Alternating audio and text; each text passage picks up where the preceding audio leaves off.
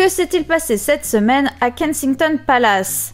Le prince Harry a pris encore plus ses distances avec le prince William. Il y a quelques mois, le futur papa a annoncé quitter Kensington Palace afin de poser ses valises dans un immense manoir situé non loin du château de Windsor. Et voilà qu'aujourd'hui, il déménage ses bureaux.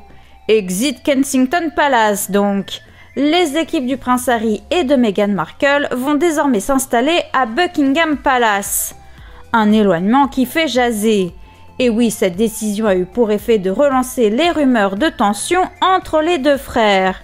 Si Kate Middleton et Meghan Markle font bonne figure en public, leurs époux, eux, semblent être visiblement en froid.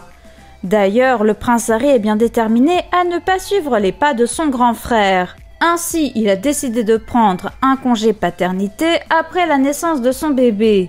Alors on voit déjà venir les mauvaises langues qui vont nous dire « Oui, enfin en même temps, c'est pas comme s'il avait un vrai travail ». Certes, le futur papa a un rôle particulier, mais il veut montrer ainsi qu'il sera un père ultra moderne, contrairement à son grand frère. Pendant ce temps-là, le demi-frère de Meghan Markle cherche à renouer les liens avec la comédienne.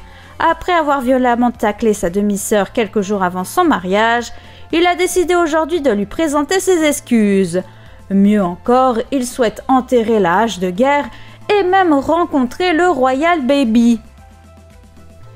Mais à quelques semaines de son accouchement, la duchesse doit avoir d'autres préoccupations en tête. D'ailleurs, si elle est actuellement en congé maternité, elle a tenu à faire une dernière apparition publique afin de rendre hommage aux victimes du terrible attentat qui s'est déroulé le 15 mars dernier en Nouvelle-Zélande. Kate Middleton, elle, a eu droit cette semaine à sa première sortie officielle en tête-à-tête avec la reine Elisabeth II. Elle a profité de l'occasion afin de faire un petit clin d'œil à la souveraine.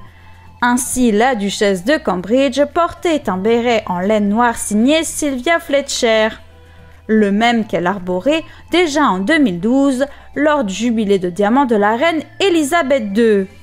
Un peu faillotte, Kate, non?